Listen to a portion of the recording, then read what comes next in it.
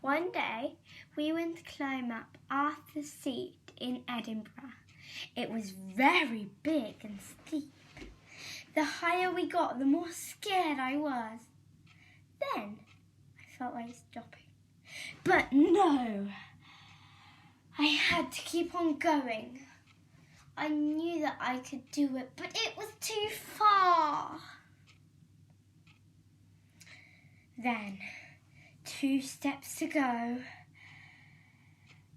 I have done it!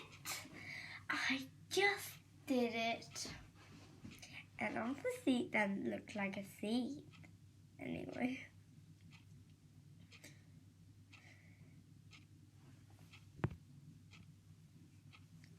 Just then, the clouds started getting darker. Thunder rumbled in the sky, and trillions of hailstones scattered on the floor. The sky started getting darker, and it was not nice. I knew that there was going to be a storm. Luckily, some people helped us get down, and we helped them as well.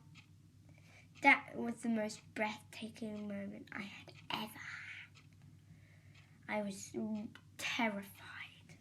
I felt like I was going to fall down.